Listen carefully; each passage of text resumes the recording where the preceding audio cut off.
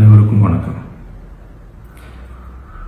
என் லைஃப்பில் இந்த மாதிரி ஒரு பெயின்ஃபுல்லான ஒரு சுச்சுவேஷனை நான் ஃபேஸ் பண்ணதே கிடையாது. மனசு முழுக்க வலி வலி மட்டும்தான்.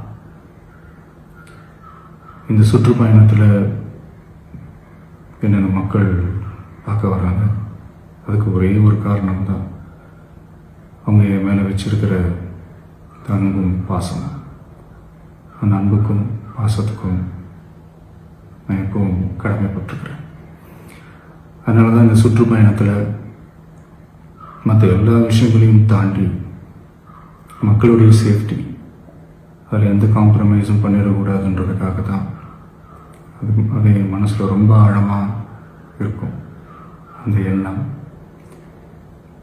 அதனால தான் இந்த அரசியல் காரணங்கள் எல்லாத்தையும் தவிர்த்துட்டு ஒதுக்கி வச்சுட்டு மக்களோடைய சேஃப்டி மட்டும் மைண்டில் வச்சுக்கிட்டு அதுக்கான இடங்களை சூஸ் பண்ணுறது, அதுக்கான இடங்களை பார்த்து பெர்மிஷன் கேட்குறது, போலீஸ் டிபார்ட்மெண்ட்டில் அதை ரிக்வெஸ்ட் பண்ணி கேட்போம்.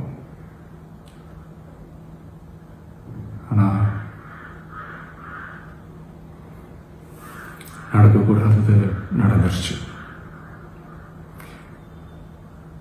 நானும் மனுஷன் தானே.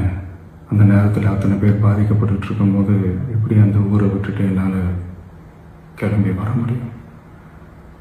நான் திரும்ப அங்கே போகணும்னு இருந்துச்சுன்னா அதை ஒரு காரணம் காட்டி அங்கே வேறு சில பதட்டமான சுச்சுவேஷன்ஸ், வேறு சில அசம்பாவிதங்கள் அந்த மாதிரி எதுவும் நடந்துடக்கூடாதுன்றதுக்காக தான் நாங்கள் அவாய்ட் பண்ணோம். இந்த நேரத்தில் சொந்தங்களை இழந்து தவிக்கிற அத்தனை குடும்பங்களுக்கும் என்னுடைய ஆழ்ந்த இரங்கலை தெரிவிச்சுக்கிறேன். எனக்கு தெரியும், என்ன சொன்னாலும் இது ஈடையாகாதுன்னு எனக்கு தெரியும்.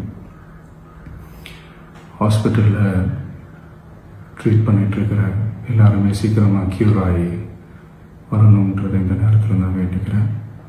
கூடிய சீக்கிரமே உங்கள் எல்லாரையும் நான் சந்திக்கிறேன்.